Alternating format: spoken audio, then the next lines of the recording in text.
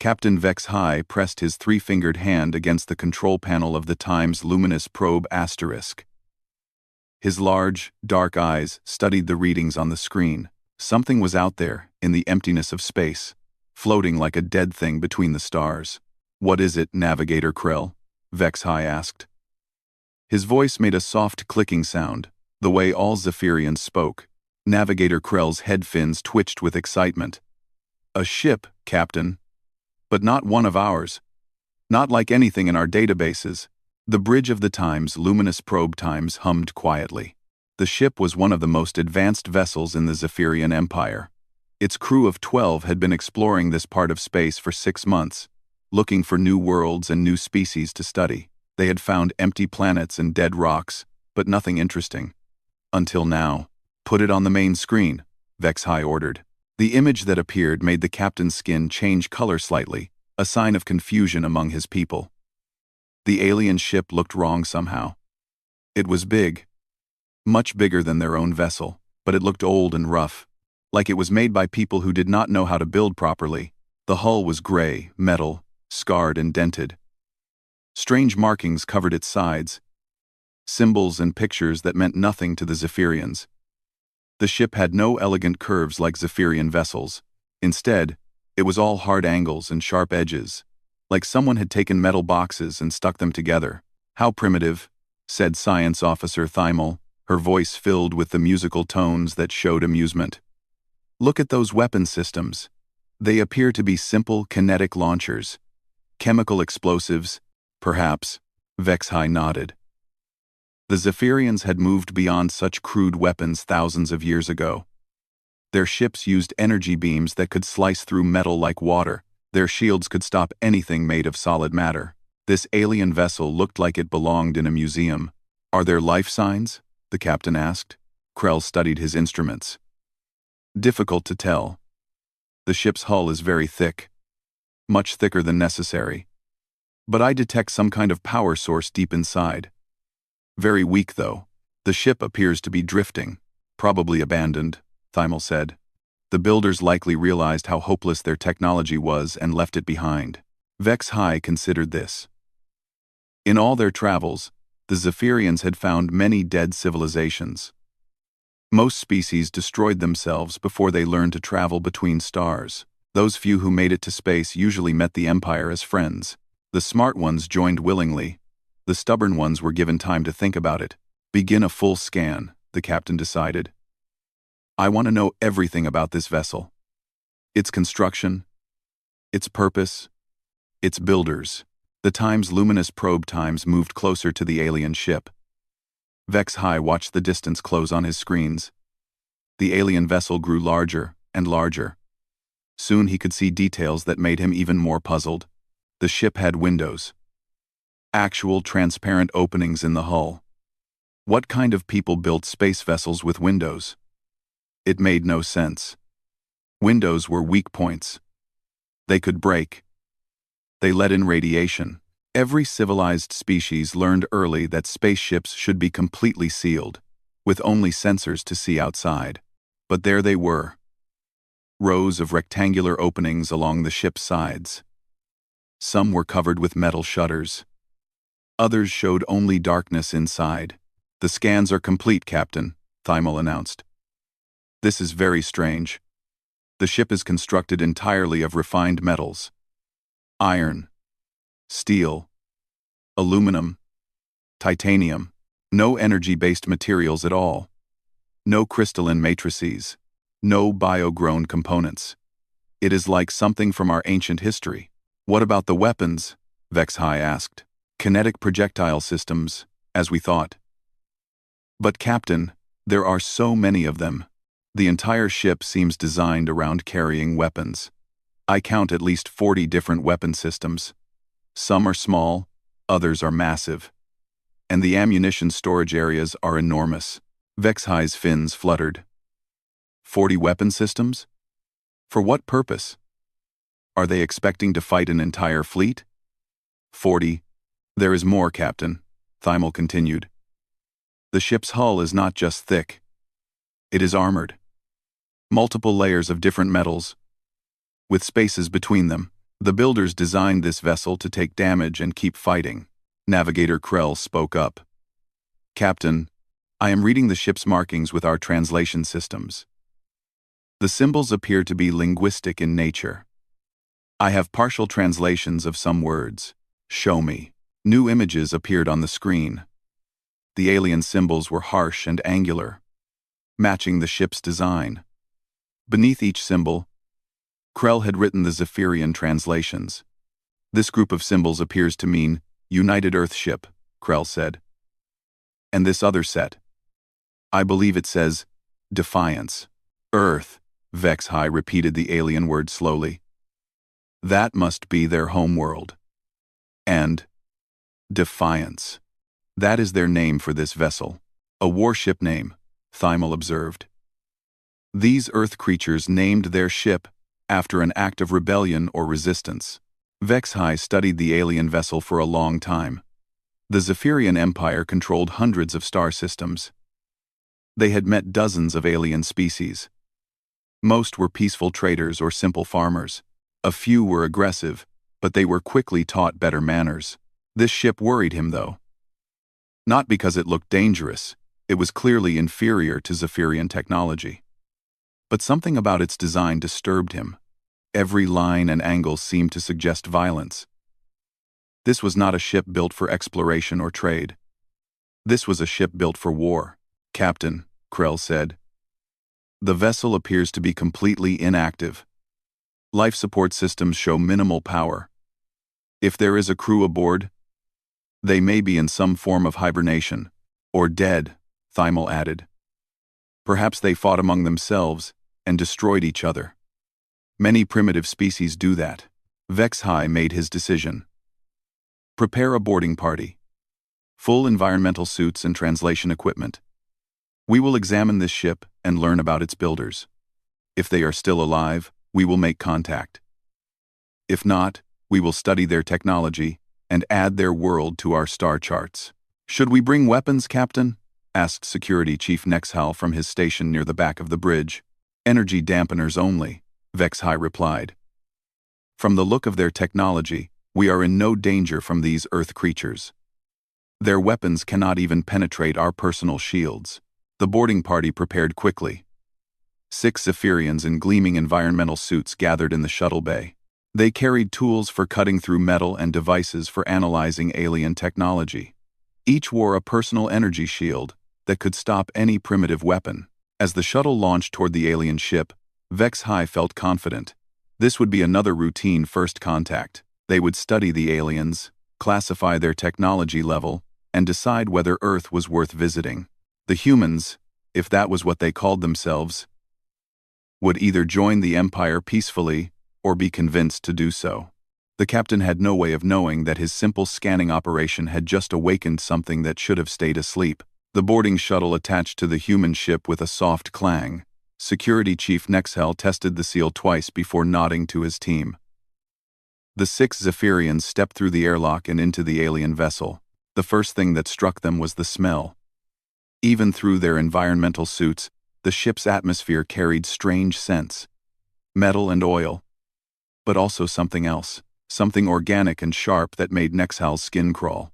The air is breathable, reported Technician Zelix, reading her instruments. Heavy nitrogen and oxygen mix. Gravity is stronger than our ship, about 1.5 times normal. Nexhal looked around the entry bay where they had entered. Everything was wrong.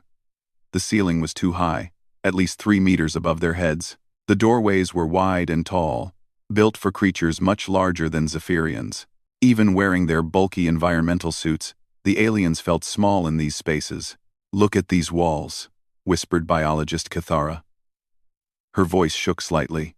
The metal is so thick, and these markings. The walls were covered with symbols and pictures, not decorations. These looked like warnings or instructions. Nexhal saw images of creatures that must be humans. They stood on 2 legs like Zephyrians, but they were huge. Broad shoulders, thick limbs, faces that looked flat and aggressive. Some of the images showed humans holding weapons. In others, they appeared to be fighting. One picture showed a human lifting something heavy above its head. The muscles in its arms bulged with effort. How big are these Earth creatures? Asked Technician Dravek, staring up at a handprint pressed into soft metal. He placed his own three-fingered hand inside it. The human handprint was twice the size. Based on these proportions, Kithara said, an average human would be about 2 meters tall, maybe more, and much heavier than us. The boarding party moved deeper into the ship. Their lights cut through the darkness, revealing more disturbing details. The corridors were lined with pipes and cables, but everything was built to last. The metal was scarred and dented, but still solid. This ship had seen battle and survived. Here, called Zelix from ahead, I found living quarters. The room they entered made them all stop and stare. It was clearly where the humans slept and lived, but it looked more like a military barracks than crew quarters. The beds were large and built from metal frames. The walls were covered with pictures and objects that made no sense. Kithara approached one wall carefully. These appear to be images of individual humans. Personal photographs, perhaps. She studied the pictures with growing alarm. In one, a human stood next to a large machine that was clearly a weapon.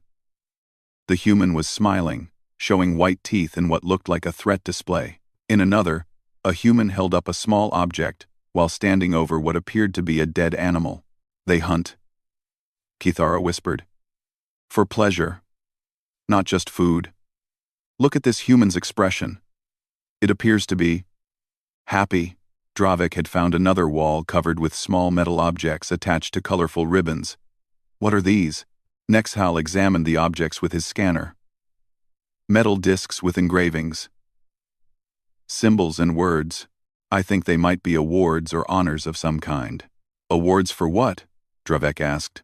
The translation system worked slowly, but eventually provided answers that made the Zephyrian's blood run cold.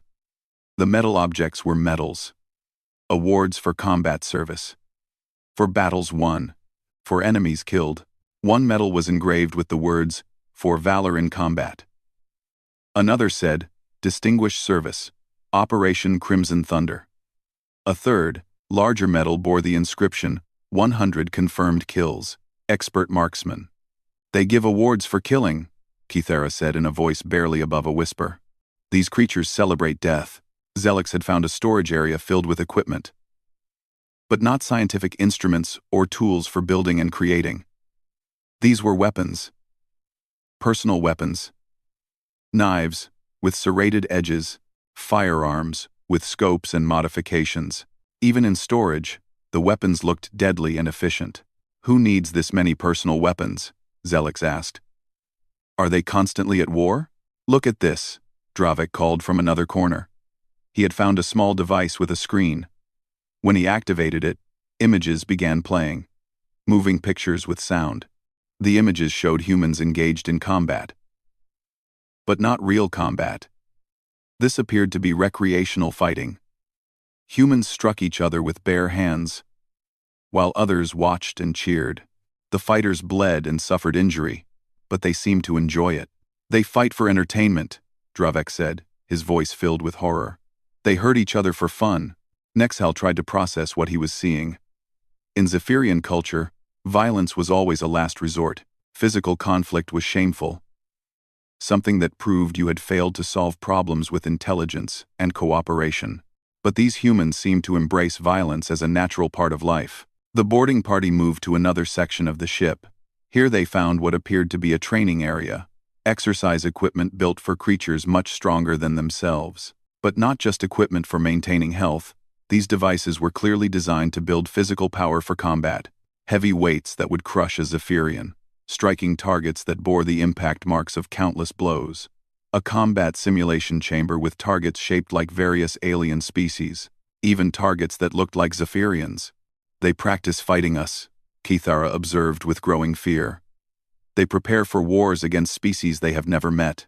In one corner, they found a bookshelf.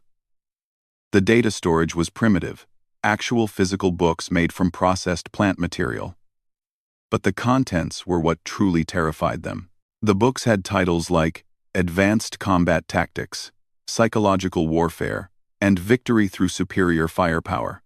Others were historical accounts of human conflicts, wars that had lasted for years, battles where millions of humans had died.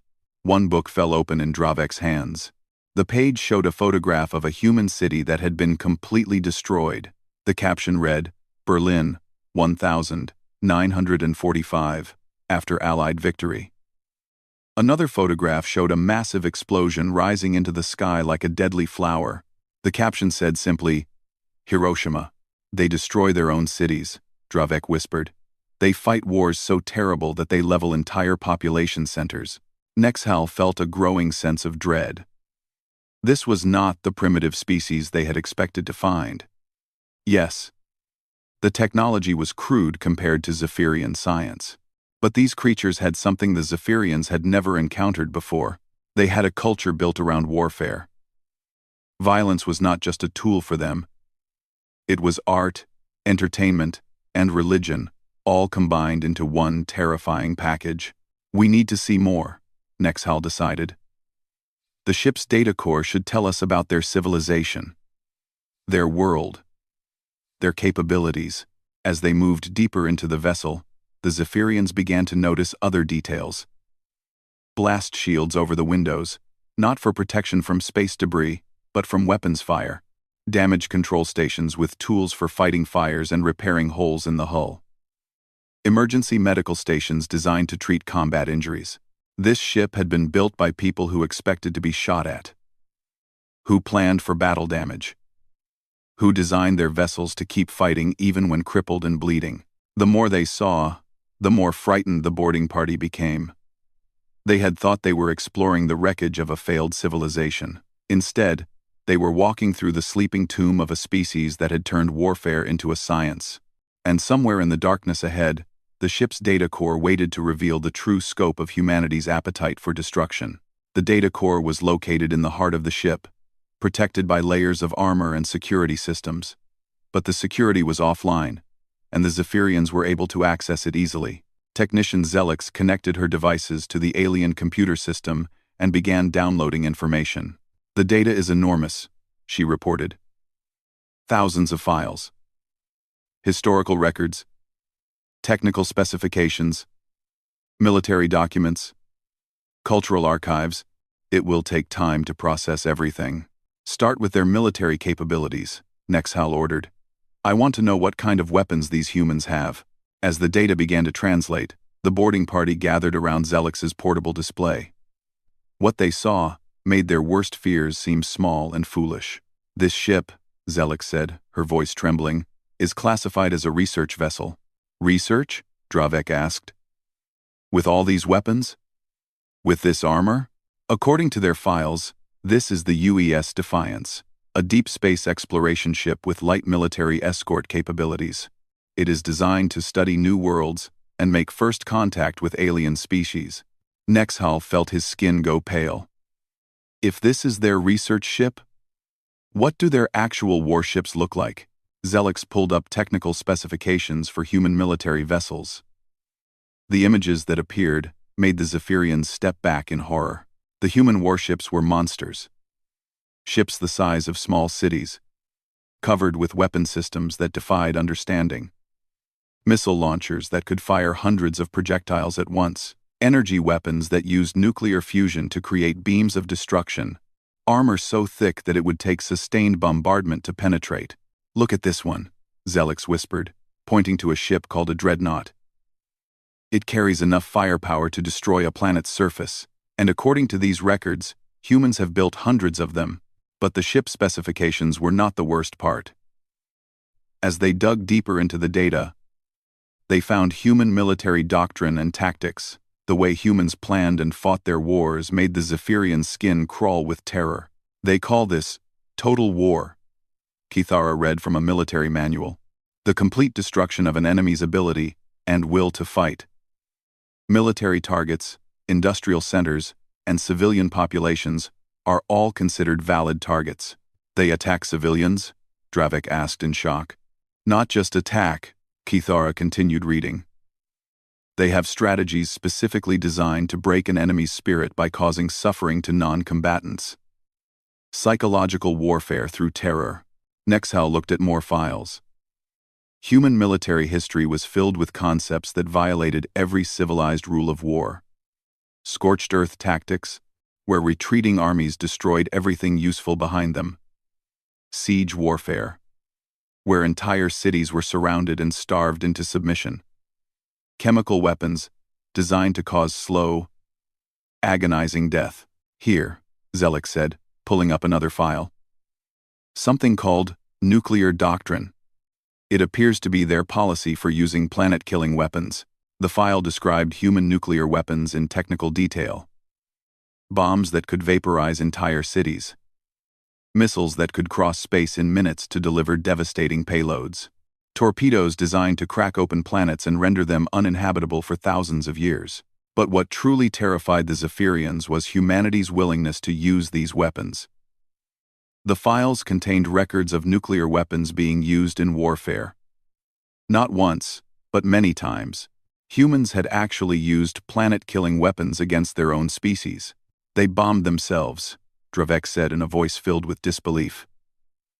They used nuclear weapons against their own cities, multiple times, Zelix confirmed, scrolling through historical records. And not just in desperation. They used them to end wars quickly, to avoid longer conflicts that would cost more lives. Nexhal tried to understand the logic. Humans would rather destroy entire cities than accept a prolonged war. They were willing to kill hundreds of thousands of their own people to save millions of others.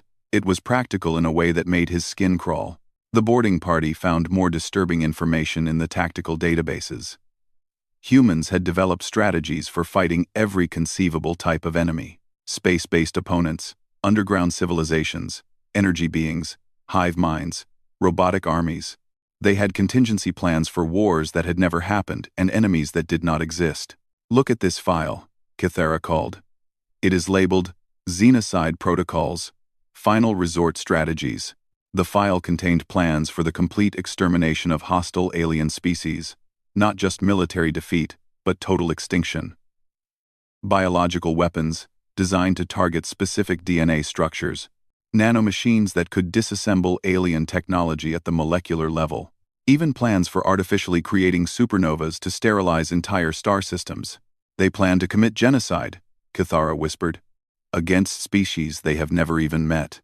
But even worse than their planning was their experience. The historical files showed that humans had been at war almost constantly throughout their recorded history. They had fought thousands of conflicts, developed warfare into a precise science, and created military traditions that spanned centuries. Here is something called the 30 Years' War. Dravik read from a historical file. A single conflict that lasted 3 decades and killed millions of people. And it was not even their largest war. Zelix found records of something called World War II. The casualty figures made no sense at first. Over 50 million humans dead. Entire continents turned into battlefields. Industrial centers dedicated entirely to producing weapons and ammunition. They fought a war that killed 50 million of their own species. Zelix said in shock. And according to these files, they won that war, and then immediately began preparing for the next one. The files showed that humans had never really stopped fighting. Even during times of peace, they maintained massive military forces, developed new weapons, and planned for future conflicts. War was not something that happened to humans. It was something they did constantly. Nexhal found perhaps the most disturbing file of all. It was labeled Acceptable Losses. Strategic Planning Guidelines. The file contained calculations for how many human lives could be sacrificed to achieve various military objectives. The numbers were staggering. Humans were willing to accept casualties that would represent the entire population of most alien worlds.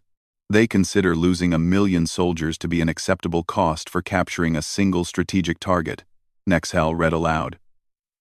1 million deaths is just the price of doing business to them. Look at this, Dravek added, finding another section. They have something called mutually assured destruction.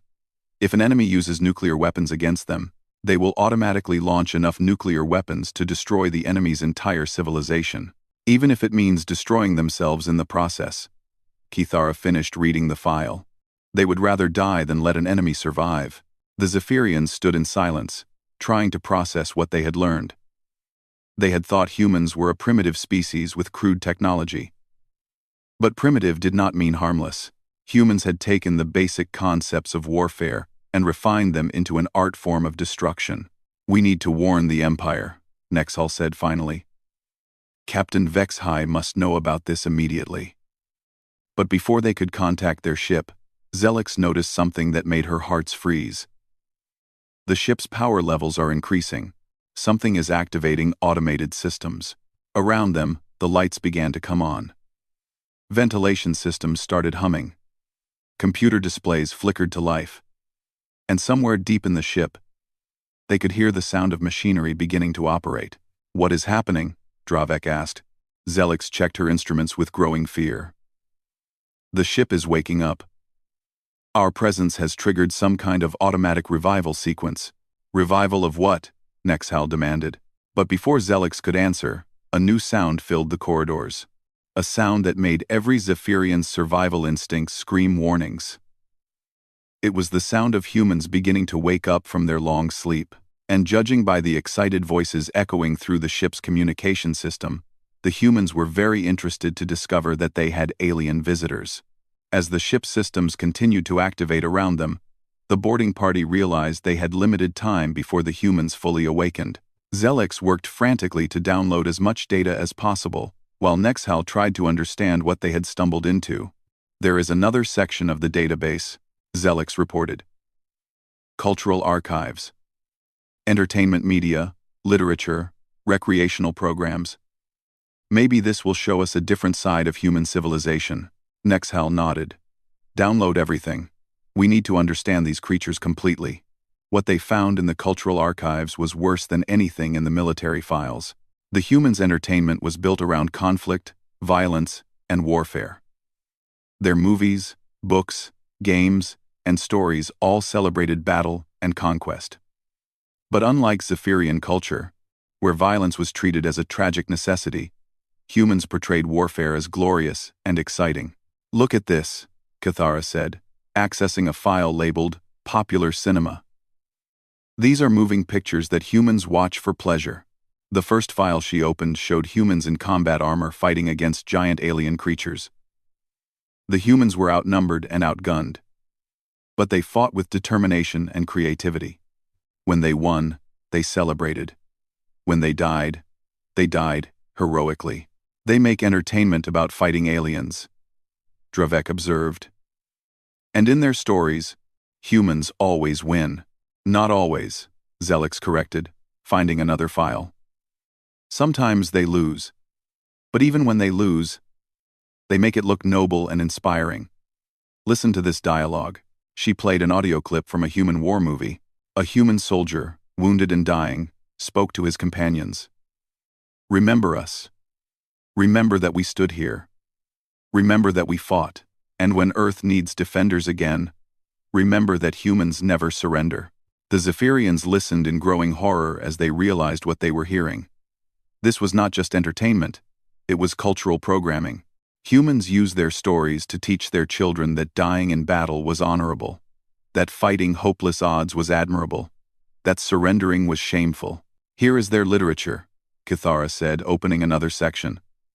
"Books and stories that they read for pleasure." The titles alone were disturbing. "The Art of War," "Gates of Fire," "Starship Troopers," "The Forever War," "Old Man's War." Every story seemed to be about combat, military service, or warfare in space. Dravek selected one book at random and began reading excerpts. "This story is about an old man who joins the military to fight aliens in space. He is given a new body designed for warfare and spends his life killing creatures from other worlds." "And humans read this for enjoyment?" Nexhal asked. "According to the popularity ratings, it is one of their most beloved stories," Dravek confirmed. Zelix found the games section. They play interactive simulations for recreation. Strategy games. Combat simulations. Warfare scenarios. The games were incredibly detailed. Humans could simulate commanding entire armies, fighting as individual soldiers, or managing the logistics of interstellar wars. They practiced warfare constantly, even during peacetime, treating it as entertainment. This game is called Civilization, Zelix reported. Players take control of entire species and guide them through thousands of years of development. The goal is to conquer other civilizations through military might, cultural dominance, or technological superiority. They practice conquering other species for fun, Kithara said in disbelief. But the most disturbing discovery was in the children's entertainment section. Human children were given toys that simulated warfare. Games that taught military tactics. Stories about heroic soldiers saving the world through violence. They train their offspring for warfare from birth. Nexhel realized. Combat is not something humans learn. It is something they are raised to do. As they explored deeper into the cultural archives, the Zephyrians found evidence of humanity's most terrifying characteristic, their ability to plan for absolutely everything. Look at this section, Dravek called. Strategic planning documents. But not for current threats. These are plans for hypothetical scenarios. The files contain detailed military strategies for fighting every conceivable enemy. Plans for warfare in different gravity environments. Tactics for combat against energy beings. Strategies for fighting opponents with superior technology. Here is a plan for fighting a robotic invasion, Dravek read. And this one is for combat against psychic aliens. This file contains strategies for fighting time travelers. Time travelers? Kithara asked. Enemies that can move through time to attack the past, Dravek explained. Humans have developed tactics for fighting opponents that do not exist and may never exist. Nexhel found even more bizarre contingency plans.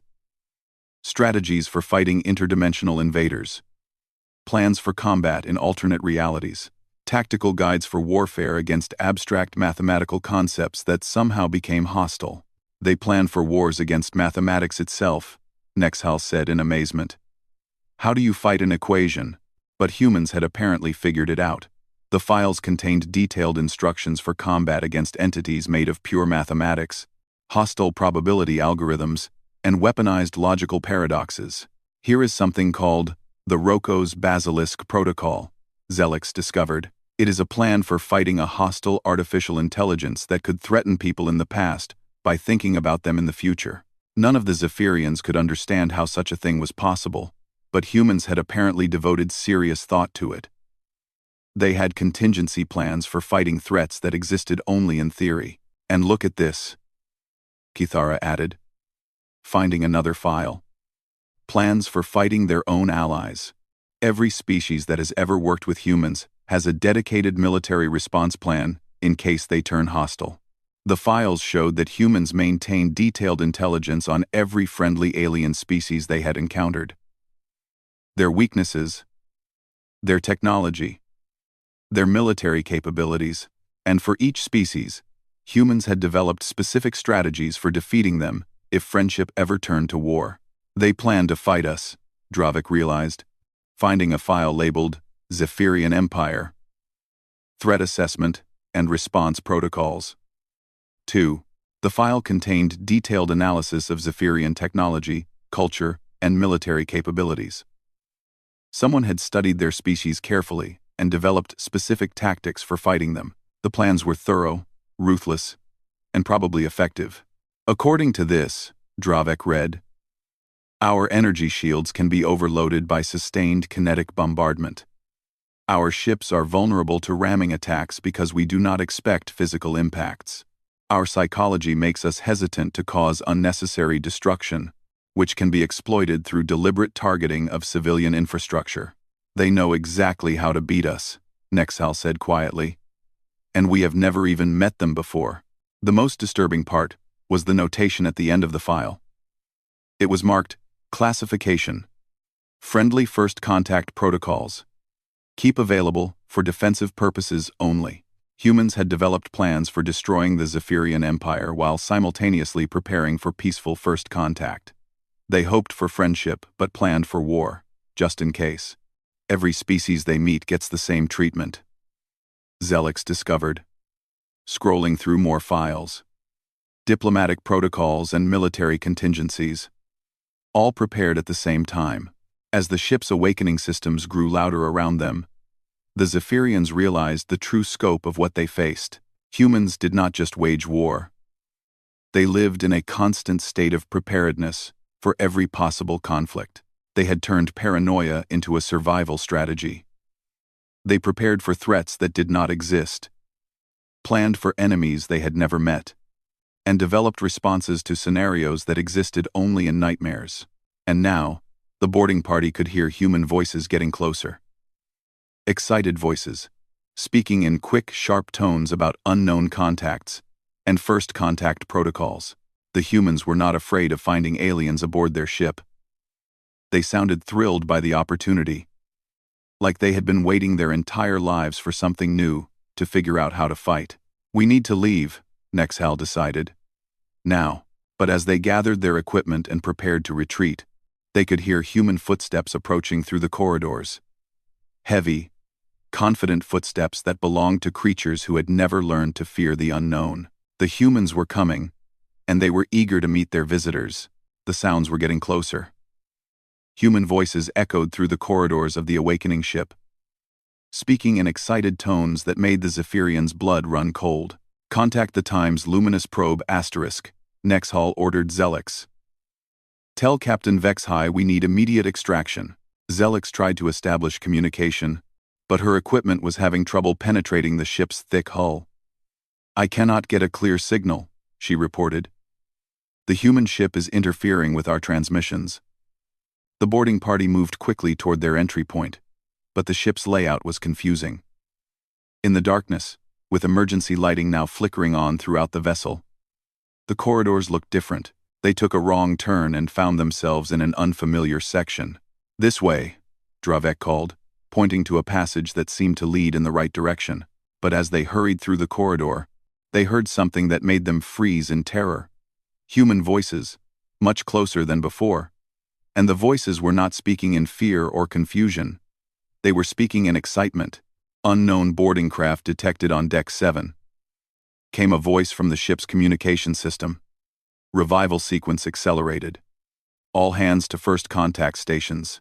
"First contact stations?" Kithara whispered. "They have procedures for meeting aliens?" "Primary contact team to the boarding site," the voice continued. "Linguistics team to standby. Cultural analysis team prepare for immediate deployment. This is not a drill, people. We have visitors." The Zephyrians could hear the enthusiasm in the human voices. These creatures were not afraid of finding aliens aboard their ship. They were excited about it. They sounded like they had been waiting their entire lives for this moment. "Movement detected in Section 12. Another voice reported. "Multiple contacts. Heading toward the shuttle bay. Contact team. Intercept and establish communication." Nexhal realized with growing horror that the humans were actively hunting them. Not to harm them, but to make contact. The humans wanted to meet them, to talk to them, to study them. "Down this corridor," Zelix called, finally getting her bearings. "The shuttle bay is just ahead." "1." But as they rounded the corner, they came face to face with their first living human.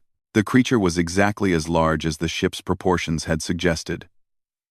Over 2 meters tall, with broad shoulders and powerful limbs, it wore some kind of uniform with symbols and markings that probably indicated rank or function. In its hands, it carried a device that was clearly a weapon, but the weapon was pointed at the floor. The human's face was unlike anything the Zephyrians had ever seen. Flat features with forward-facing eyes that showed intelligence and curiosity. When it saw them, its mouth opened to reveal those predatory white teeth they had seen in the photographs. But the expression was not threatening. The human looked delighted. "Well, hello there," the human said in a deep voice. Its translation device was already working, converting the words into Zephyrian language. "I am Commander Sarah Chen, First Contact Specialist. Welcome aboard the UES Defiance." The Zephyrians stood frozen, unsure how to respond. This human was greeting them like invited guests, rather than hostile invaders. "You must be from the ship we detected nearby," Commander Chen continued. "We have been monitoring your scans for the past several hours. Very impressive sensor technology, by the way. Much more advanced than our equipment. You knew we were scanning you?" Nexhal managed to ask. "Of course. Chen replied with that disturbing smile. Our passive sensors detected your scans immediately. We have been preparing for first contact ever since. More humans appeared from side passages. They moved with confident, coordinated precision that spoke of military training. But like their commander, they seemed excited rather than hostile. Linguistic patterns suggest a highly advanced civilization, one human reported. Peaceful contact protocols appear to be in effect. Excellent, Chen replied. Team Alpha, begin cultural exchange preparations. Team Beta, prepare the diplomatic suite. And someone wake up, Dr. Rodriguez. She will want to analyze their technology. Nexhal tried to process what he was hearing. The humans were treating this like a wonderful opportunity rather than a crisis. They had procedures for everything, including being boarded by unknown aliens. We should return to our ship, Nexhal said carefully. Of course, Chen agreed. But first, would you mind if we asked a few questions? We have never met your species before, and we are very curious about your civilization. Curious? Kithara asked. Absolutely. Another human said, stepping forward. This one wore different markings and carried what appeared to be scientific equipment rather than weapons. I am Dr. Martinez, xenobiologist. Your physiology is fascinating. Those fins suggest aquatic evolution, and your skin color changes indicate sophisticated emotional communication. The humans were studying them with obvious delight, taking readings, making observations, and treating the entire situation like a wonderful scientific opportunity. Commander Chen, came a voice over the communication system. Captain's compliments. He wants to know if our visitors would be interested in a cultural exchange. We have prepared a formal first contact presentation. Did you hear that? Chen asked the Zephyrians. Our captain would like to meet with you formally. We could arrange a diplomatic meeting between your ship and ours. Nexhal felt a chill of terror. The humans were not just unafraid of them. They were actively seeking closer contact. They wanted to learn about Zephyrian technology, culture, and capabilities. That is very generous, Nexhal said carefully. But we must return to our ship immediately. Of course, Chen replied. But you will consider future meetings, yes? We have so much to learn from each other. The humans escorted them back to their shuttle, chattering excitedly among themselves about the implications of first contact. They discussed trade opportunities, cultural exchanges, and scientific collaboration. They treated meeting aliens like the best thing that had ever happened to them. As the boarding party entered their shuttle, Nexhal heard one human say to another, "Can you believe it? Actual aliens. And they are so much more interesting than our theoretical models predicted." I know, the other human replied. I cannot wait to see what their homeworld looks like. And their technology, imagine what we could learn from them. The shuttle detached from the human ship and headed back to the Time's luminous probe asterisk. As they flew away, Nexhal looked back at the massive vessel. Lights were coming on all over the ship as more humans awakened. The creature was coming fully alive. Get me Captain Vex-High immediately, Nexhal ordered Zelix. Within minutes, they were back aboard their own ship, reporting to the captain in his private quarters. Vex-High listened to their report with growing alarm as they described everything they had found. They have contingency plans for fighting us? Vex-High asked. For fighting everyone, Nexhal confirmed. But Captain, that is not the worst part. They are not afraid of us. They are excited about meeting us. Excited? They treat meeting unknown aliens like a wonderful opportunity. They want to learn about us, trade with us, study our technology. They see us as a fascinating challenge to understand and potentially befriend. Vex-High was quiet for a long moment. And if they decide we are not friends? Then they already know exactly how to destroy us, Nexhal replied. But Captain, I do not think they want to destroy us. I think they want to recruit us. Recruit us? They see everything as either an ally or a future ally. They do not plan for permanent enemies. They plan for temporary obstacles. They want to turn us into humans. Vex-High stood up and walked to his viewing port, looking out at the human ship. It was fully lit now, clearly active, and ready for whatever came next. "Prepare a message to the Empire," he ordered. "Maximum priority. Code red classification." He began dictating what would become the most important communication in Zephyrian history. "To the High Command of the Zephyrian Empire, we have encountered a species that calls itself human. They are more dangerous than any threat we have previously documented, not because they are hostile, but because they are friendly. Humans have created a culture based entirely around warfare, but they do not see this as a negative trait.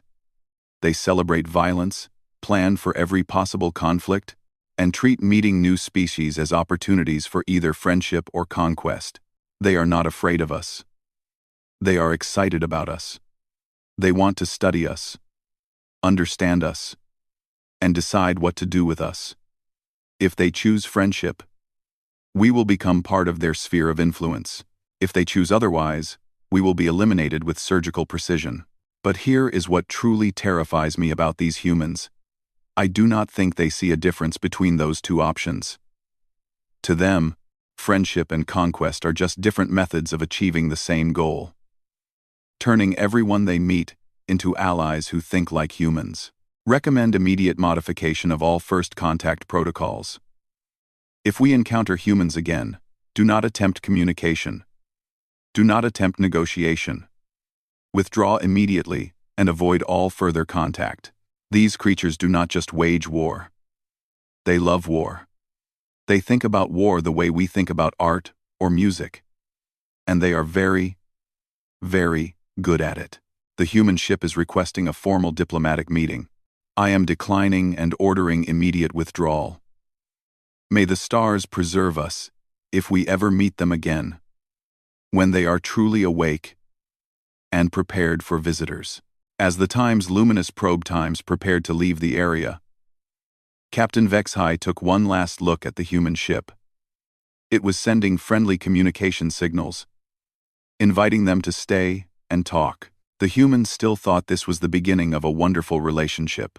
Vexhai ordered his ship to jump to hyperspace as quickly as possible. As they fled, he could only hope that the Empire would take his warning seriously. Because somewhere behind them, humans were awake and aware that they were not alone in the universe. And humans had always been very interested in meeting their neighbors.